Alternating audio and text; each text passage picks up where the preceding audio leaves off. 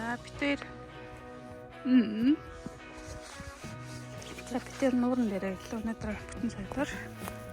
Тэгээд энэ нэг юм оромол ураадаг. Энэ нэг харж ийм зуруудыг тэрүүгээр хийсэн юм нөрөөгөө уламжлуулж чихэр байгаа. Энийг битээр интернетээр захиалж авсан юм.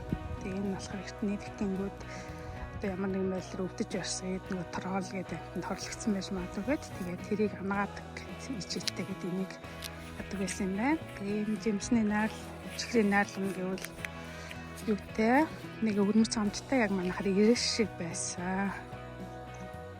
Тэгээд гоё амттай л юм байна. За ингэсэн манай хүн мод судлаад байна.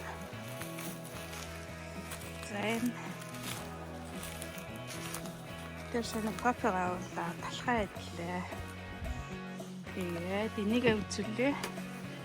Жилд нэг 2-3 л ирдээ. Энэ бол ингээд байнга онгорхой байдаг.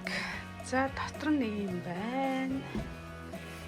Загс сорж болно, гал түлж болно, бүх юм байна. Аяг маягтай копо чанны юм. Хамгийн гол нь нэг цэвэрлэх ёстой. За ийм ганга аяг болготой байна. Эдгээр ч бас их юм байна.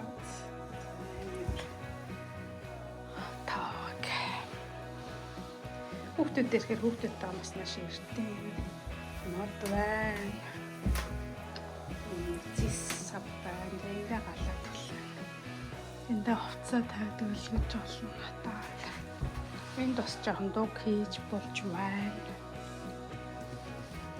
За эндээ ингээ суугаад бөөнөөс хоол болчихж байна. Энэ бахан лаанууд байна. Цонхоор нэг харагдаж байна. За энэ дээр нойлын цаас нэг үедээ аягч байна.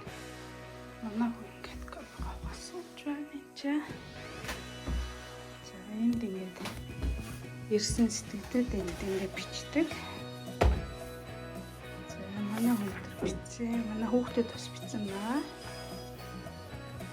За энэ байна. Энд одоо